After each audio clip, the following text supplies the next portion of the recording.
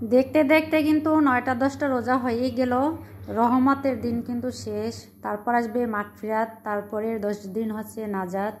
আসসালামু আলাইকুম, সবাই কেমন আছেন? আজকে ইলিশ মাছ রান্না করব, আর সাথে আছে চিংড়ি মাছ ভুনা করব আলু দিয়া। তো অনেকে আমার ভিডিও দেখে বলেন যে আমি প্রতিদিনই নাকি ইলিশ মাছ খাই, এত ইলিশ মাছ পাই কোথায়? আসলেও অনেকেই জানেন না যে ইলিশ মাছ আমরা অনেকগুলো কিনে রাখিছিলাম ফ্রিজে, তাই সেগুলো মনে করেন একসাথে তো খাই নাই, অল্প অল্প করে আর কি এক এক সময় এক একদিন রান্না করি। তো আল্লাহর অশেষ রহমত দয়া, তারপরে হচ্ছে রিজিকের মালিক তো আল্লাহ। তো এবছর অনেক অনেক ইলিশ খেয়েছি, আল্লাহর দরবারে শুকরিয়া আদায় করি। অনেক অনেক ইলিশ মাছ বিভিন্নভাবে খেয়েছি, ভাজা, রান্না, তারপরে তরকারি দিয়া অনেকভাবে খেয়েছি। তো আজকে রান্না করব হচ্ছে কাঁচা মাছ ভুনা ভুনা করব। তো সবগুলা জিনিসই আমি রেডি করেছি। চিংড়ি মাছ ধুয়ে পরিষ্কার করেছি, মাছটাও ধুয়ে পরিষ্কার করেছি। তারপরে হচ্ছে এখানে আমি রান্না করতেছিলাম। তো এক এক করে সব রান্নাই হচ্ছে আর কি। তো আলহামদুলিল্লাহ, রোজা কিন্তু 9টা রেখেছি, কালকে 10টা পড়বে। তো অনেক অনেক বরকতময় রোজা পালন করতেছি। আলহামদুলিল্লাহ, কোনো কিন্তু পানির পিপাসা, তারপর কোনো ক্লান্তি অনুভবই করি নাই।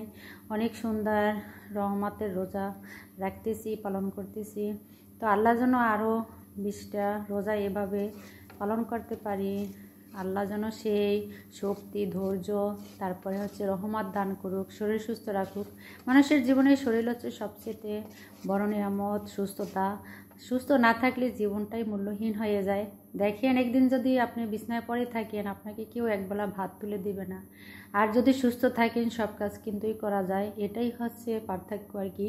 তো মানুষ বলে আমি গরিব, আসলে গরিব বলা যাবে না। সুস্থতা হচ্ছে জীবনের সবচেয়ে বড় নিয়ামত। সুস্থ থাকেন, এটাই হচ্ছে বড় ইবাদত কিন্তু। তো এই যে দেখেন, কথা বলতে বলতে আমার মাছও রান্না করতেছিলাম, টমেটো দিয়ে আর কি একটু ভুনা ভুনা করব।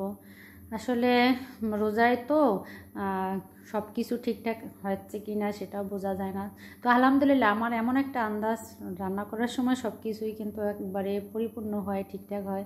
তো যখন ইফতারি করার পরে একটু চেক করে দেখেছিলাম যে সব কিছু ঝাল লবণ ঠিক আছে কিনা, আলহামদুলিল্লাহ সব কিছুই ঠিক আছে। আমার রাঁধতে রাঁধতে আর একটা অভিজ্ঞতা হয়ে গেছে। আর দেখেন, বিশেষ করে একটা কড়াইয়ের কথা বলছি। আসলে আমার রান্না করার কড়াইটা এত কালো, অনেকে ভিডিওতে বলেন যে কড়াই চেঞ্জ করতে হবে। আসলে কড়াই তো যা আছে তাই দিয়েই হচ্ছে চালিয়ে যাচ্ছি।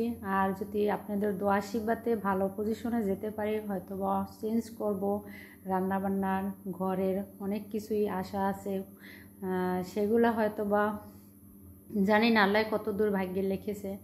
তবে আপনাদের আমি ভালোবাসাই পাই না। দেখেন, আমি অনেক দিন ধরে চ্যানেলে ভিডিও দেই, কিন্তু কোনো রকমেরই কোনো ভিউজ আসে না, সাবস্ক্রাইব হয় না। তো আশা করি আপনারা আমার ভিডিও দেখার পরে একটু ভালোবাসা দিয়ে পাশে রাখবেন, এটা আপনাদের কাছে রিকোয়েস্ট বারবার। তো এদিকে আমার হচ্ছে এই যে চিংড়ি মাছ দিয়ে আলু রান্না করেছি। আমি কিন্তু কম সময় চিংড়ি মাছ দিয়ে আলু রান্না করি। তো আজকে রান্না করলাম, সেটাও অনেক মজা হয়েছে। সাথে বোম্বাই মরিচও দিয়েছিলাম, অনেক অনেক মজা হয়েছে। তো আজকের মতো ভিডিও, সবাই ভালো থাকবেন, আর যে যেখানে থাকেন সবাই সুস্থতা থাকেন, সুস্থভাবে বেঁচে থাকেন, আল্লাহর নাম নেন, ইবাদত বন্দি করে জীবন কাটিয়ে দেন। এটাই হচ্ছে সবচেয়ে বড় পাওয়া। আসলে সুখ মানুষের জীবনে সব কিছুই না। তো ভালো থাকবেন সবাই। আসসালামু আলাইকুম, ধন্যবাদ।